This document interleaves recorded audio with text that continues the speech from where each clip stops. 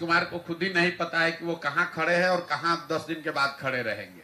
पिछले 7 महीना से जब आप लोग उनको प्रधानमंत्री का उम्मीदवार बना रहे थे, इंडिया का संयोजक बना रहे थे, तब भी मैं कह रहा था कि नीतीश कुमार भागने वाले हैं कि वो खिड़की खोल के बैठे हुए भाजपा में, भागेंगे, अगर नहीं भागेंगे तो इनको 5 सीट नहीं मिलेगा। जैसे पता चला लोकसभा नजदीक आया, डर के मारे ये आदमी भागा फिर भाजपा में। अब भाजपा की मदद से जीत जाएंगे कुछ सीट, जीतने के बाद फिर बादशाह बनने लगेंगे कि अब हमसे ज्यादा पॉपुलर कोई नेता नहीं है। सच्चाई ये है कि नीतीश कुमार की राजनीतिक पारी का अंत हो गया है, ये अंतिम दौर चल रहा है। जब तक कुर्सी पर हैं 1 महीना 2 महीना साल भर, अगले चुनाव तक हाथ पांव मार लें, समीकरण बना लें। अगला लोग जब विधानसभा का चुनाव होगा तो चाहे वो भाजपा के साथ लड़े कि महागठबंधन के साथ लड़े कि अकेले लड़ जाए, नीतीश कुमार के दल जदयू को ये घोषणा अभी कर देते हैं। लोकसभा के बारे में कहे थे तो भागे डर के मारे, अभी घोषणा कर देते हैं जदयू को 20 सीट नहीं आएगा, चाहे भाजपा के साथ लड़ लें, चाहे मोदी जी आके उनका प्रचार कर दें।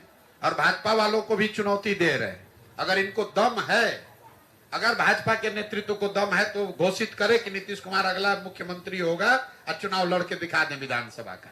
इनको भी अपनी औकात दिख जाएगी इस बार कि नीतीश कुमार को अपने कंधा पर बैठा के कितना दिन ये लोग बिहार की जनता की आंख में धूल झोंकेंगे।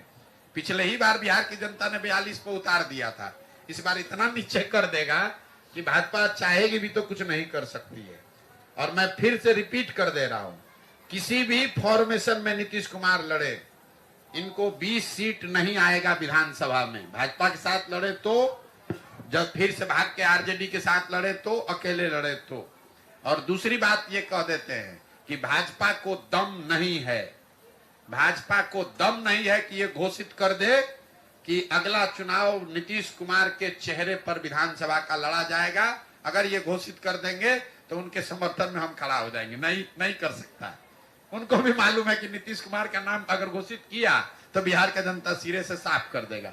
नीतीश को तो साफ करेगा, उनको भी कर देगा। पिछली बार जब बीपीएससी का परीक्षा का प्रश्न पत्र लीक हुआ था तो लोगों ने मुझसे कहा कि आप टिप्पणी कीजिए, बच्चों ने भी आकर कहा कि आप ट्वीट कीजिए।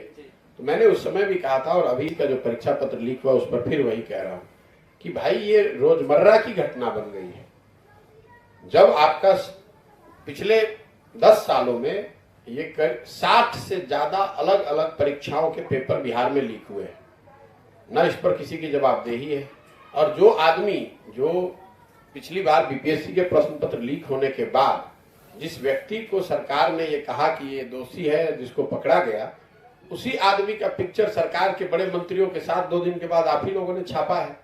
तो आपको पता है कि जब शिक्षा मंत्री या पूर्व शिक्षा मंत्री प्रश्न पत्र लीक करने वाले के साथ बैठकर और उसकी साठगांठ और उसकी फोटो छपेगी तो प्रश्न पत्र लीक नहीं होगा तो क्या होगा।